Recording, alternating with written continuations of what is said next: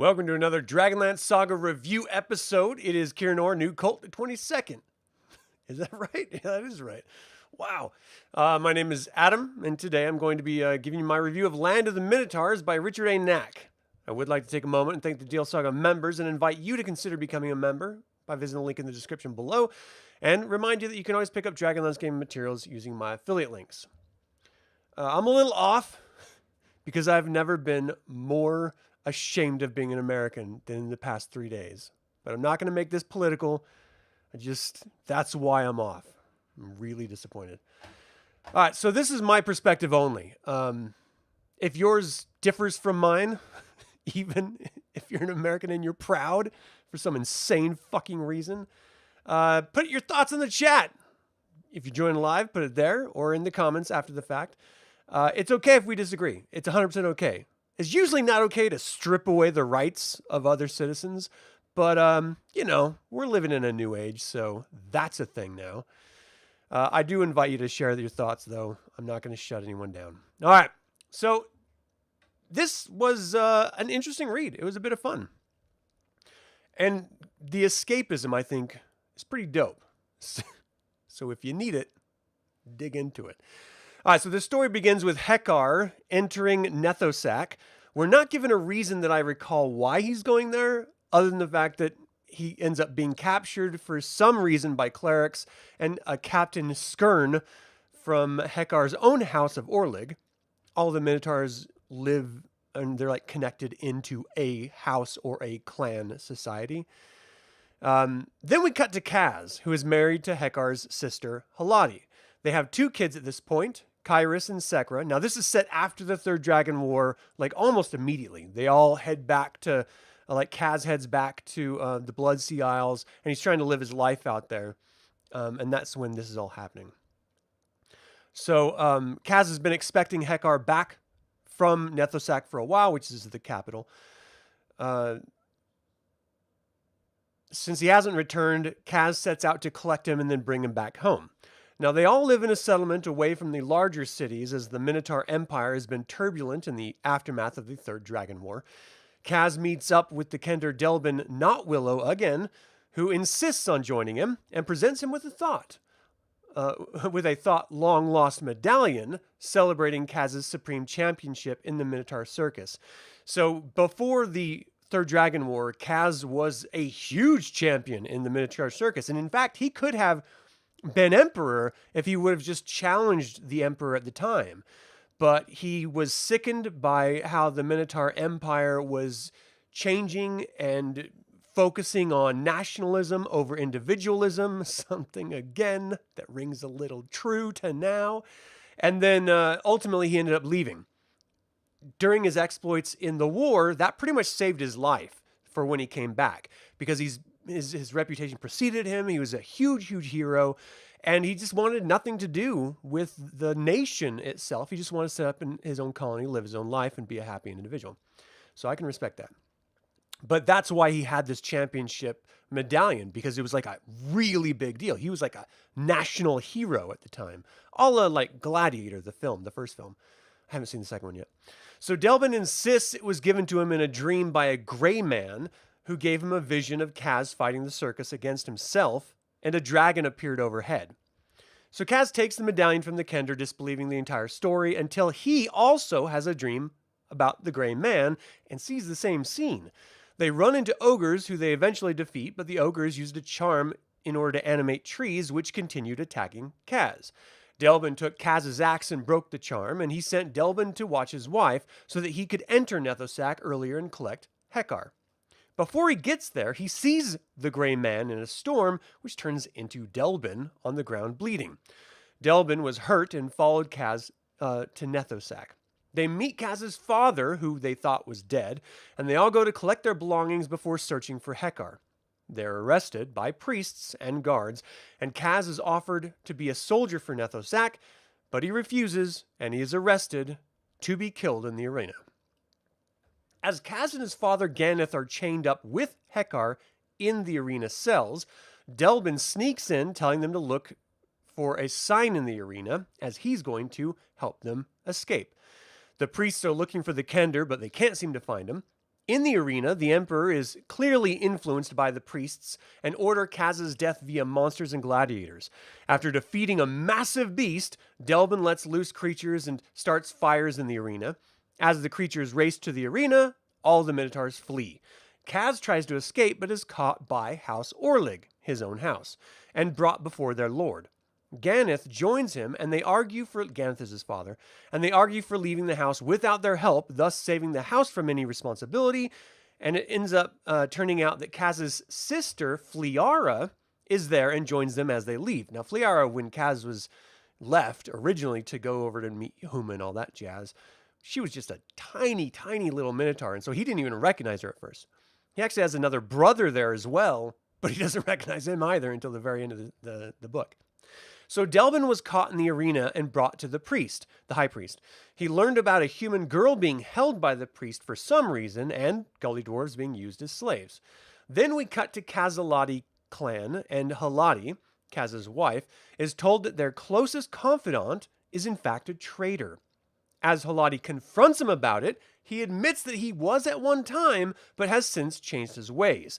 He's led to the town square by assassins, the people who told Halati about him.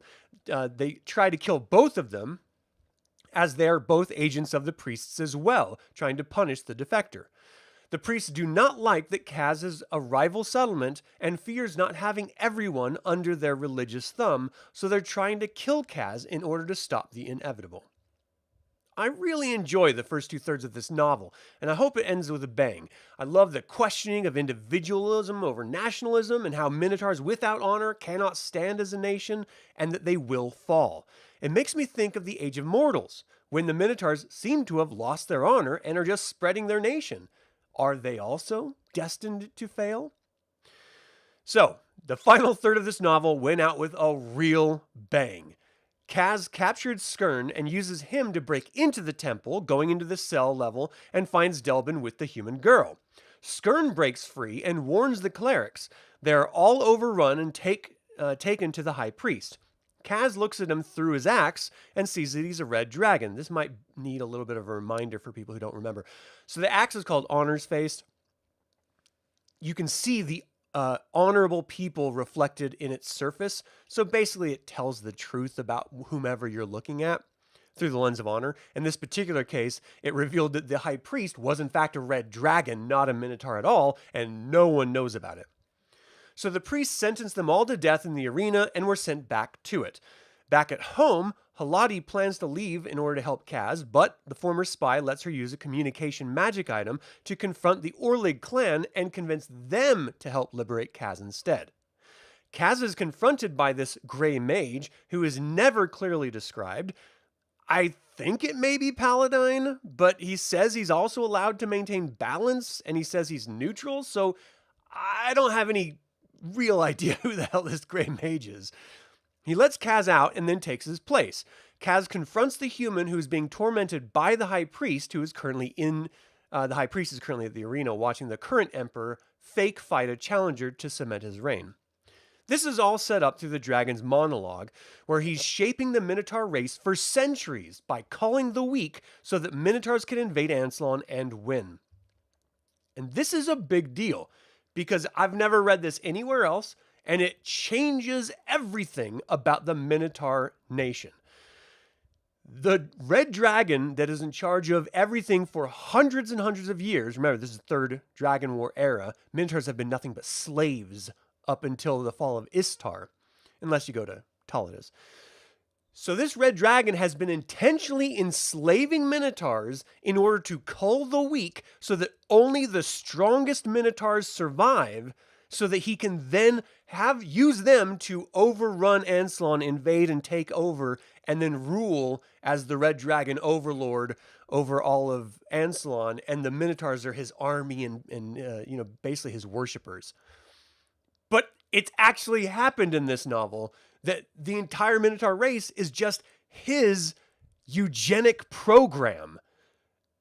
Talk about a messed up twist. So he says that he's allowed to be here since the young girl is actually a silver dragon, so the balance is still maintained. But the human girl doesn't realize what she is. The mage told Kaz that the girl was one of the dragons one of the dragons from the eggs that he liberated from the wizard in one of the short stories that was written about him, who was trying to make proto-draconians. I've actually reviewed it on this channel. I think it was from the Dragons collection, but I can't be sure because I've read too many stories. So Kaz stopped him and returned the eggs to the father. Apparently, one of the eggs was lost. The red dragon found it. A bunch of contrived nonsense, in my opinion. Very coincidental. In any case, Kaz tells the human girl that she needs to transform and fight the dragon, then hits the spell shield with the mage's staff, which explodes. The dragon returns after feeling the burst, and it leads to a massive red dragon on silver dragon on Kaz the Minotaur fight. Kaz's axe turns into a DragonLance, which is more contrived nonsense, and he rides the silver dragon attacking the red dragon. They eventually defeat the red dragon, who lands in the arena on top of the foe emperor, killing him, very conveniently also. Then the Minotaurs all cheer for Kaz, wanting him to be their new emperor. Again, Kaz clearly doesn't want to be, still. So the mage takes the silver dragon to the Dragon Isles, and many Minotaurs defect to Kaz's settlement. The end battle was great. And there were a lot of sacrifices and deaths, so it felt earned. The whole axe Dragonlance thing was just too much for me to swallow, but everything else felt true to the world and situations. I wish I knew who the Grey Mage was supposed to be, but I feel like it just escaped me or refused to admit who it was. Just say who it is at the end of the story so I can feel a sense of closure, Richard A. Knaak. Come on now. Anyway, I would highly recommend this novel. It's a great look into Minotaur society just after the Third Dragon War and completely recontextualized Minotaur culture and society as being the result of a Red Dragon's eugenics program. Again, messed up. If you like Minotaurs, if you like Kaz, if you like Richard A. Knaak, I would highly recommend you reading this novel. It is a very Dragonlance feeling story, and it's a quick read. So that's what I got. So, Jason96, how you doing? Thanks for tuning in. Chris, how you doing? You don't think you ever read this book? You do remember reading about Minotaurs and how they love the number 5.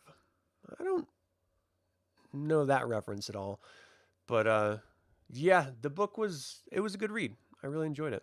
Dragonlance provides very needed relief for the real world these days. Here. You prefer not discussing politics or religion here? I don't blame you. Don't blame you. You forgot how long the Minotaurs live, longer than humans, like most races. I think Minotaurs are pretty... I think they're like ogres. They're just like normal, you know? They're not like elves with extended lives or anything. I think. I clearly don't know either. Maybe like 100 years? I don't know. What age did the book take place? Third Dragon Age. Right after the Third Dragon War. This is the Age of Might.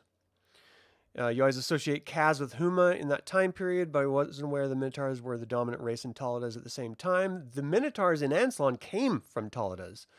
The Minotaur Empire existed, and then they came down. So Minotaurs have been way before the Grey Gem if you are taking the Taladas history into account. Because according to Minotaurs, they were fashioned after the image of the god Sargonas. They were not a result of the Grey Gem turning them from ogres into Minotaurs. So it really depends on whether you want to pay attention to TSR's Advanced Dungeons & Dragons 2nd edition lore or Advanced Dungeons & Dragons 1st edition lore. That's really what it comes down to. They did change a lot. All right, so let's see. Knaak definitely writes well. You always loved his choices, but the books are enjoyable to read. Yeah, I didn't always love his choices either, especially in this. That whole, the axe turning into a Dragonlance, it was the most ridiculous bullshit I ever read. As I was actively reading, I was like, come on, man, you can do better than that. This is the most just silly nonsense. Do you agree the fast forward a couple hundred years from the Age of Mortals and the Minotaurs rule Krynn? No, I don't think the Minotaurs will ever rule Krynn. I just don't think they're going to be able to do it. First of all, they clearly are going to have to suffer by the law of consequences like every other evil race. So they're not inherently evil. Obviously, there's good Minotaurs out there, but the nation itself is controlled by Sargonas, which is an evil god. And the conquering nation, the Blood Sea Isles of the Minotaur Empire, is an evil organization. So they may maintain a foothold in what was once Sylvanisty for a while, but they'll fall. Because that's what Dragonlance is. You know, the balance must be maintained. The elves were kicked out. The Minotaurs moved in. Now the Minotaurs and elves have to find some semblance of balance between the two. And I think the fact that we had the Solamnic Empire coming up at this age as well, they would be the primary force to strike back, mixed with the Inathwat Kenti Elven nation and Porthios, who is trying to again reestablish the Quonisty nation around the Nali Saren, you know, the Lake of Death, now that Beryl Inthernox is gone. So I think there is some story to be told about another, not global war, but definitely regional war that would force out the Minotaurs from the primary continent of Ansalon. But again, it's all speculation because it doesn't exist yet. This is sort of the era that we can play with and have fun with.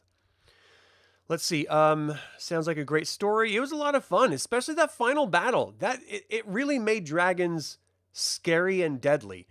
And most stories don't do that very well. This one really hammered home the idea that dragons are terrifying and that they are incredibly dangerous. I mean, just masters of magical control and everything. I mean, it really, really drove it home. And I appreciate that personally because dragons in Dragonlance, you know, originally were fable. They didn't exist. It wasn't a thing. There were stories to scare children. And then suddenly when they did exist, you were paralyzed by the reality of it. The fear that emanated off of them stopped you in your tracks. Whether you were a veteran warrior or a child, it didn't matter. You would still piss your pants from the terror that they caused. They are these mystical beings that existed from the dawn of time, the first mortal race ever to be created. And they deserve the authority that this novel gives them that I feel like the past previous novels haven't really lived up to. Especially when you have characters like Takesis being foiled at every second prequel novel. How can dragons compare to a goddess? You know, when she's being easily beaten, then how can they be scary? When she's their queen. So I really like that it hammered this one home. So is the good guy or the bad guy for making Minotaurs stronger? He sees it. Well, Minotaurs don't like the idea of being controlled by anyone else. They want to manifest destiny. They want to be their own gods, you know, other than Sargonus, of course, and Kirijal at their respect. But ultimately, they want to be the prime reason of their destiny. They don't want someone else to be in control of it. And so once they found out that the high priest was a Minotaur or a dragon, they changed their tune entirely because it doesn't matter whether whether the dragon led them to victory or glory. It's still a dragon that did it, not Minotaurs. And it has to be either directly from Sargonas or it has to be directly from the emperor, who is a battle-tested Minotaur. So it's definitely a bad thing when they found out who the high priest actually was and that the Krynn emperor was just in name only and pretty just feckless, ultimately. All right, so that's the review. Thank you guys so much for tuning in. This is probably going to be the last review I do for quite some time. This channel's probably going to slow down significantly, so just expect that. It's not me forsaking the channel. It's just that life is getting in the way and I have to focus on life instead of spending all my free time hanging out with you guys. As much as I enjoy it, I have to, of course, live my life here. So thank you all so much. That's going to do it for my review of Land of the Minotaurs by Richard A. Knaak. What do you think of the Minotaurs being controlled for centuries by a red dragon? Do you like Kaz's axe turning into a Dragonlance? And finally, who do you think the Grey Mage was? Feel free to email me at info@dlsaga.com or leave a comment below. I would like to take a moment and remind you to subscribe to this YouTube channel, ring the bell to get notified about upcoming videos, and click the like button. This all goes to help other Dragonlance fans learn about this channel and its content. And I also want to take a second and let y'all know about my new project. I've been developing a system-agnostic dark fantasy campaign setting called Direlands. You can learn more about it on my Evil Live Play YouTube channel. The link is in the description below, and I will have a live stream video probably on Friday dealing with a little bit more of that. This channel is all about celebrating the wonderful world of the DragonLance Saga. Thank you so much for joining in that celebration. Thank you for watching. This has been Adam with DragonLance Saga, and until next time, Slán Javar.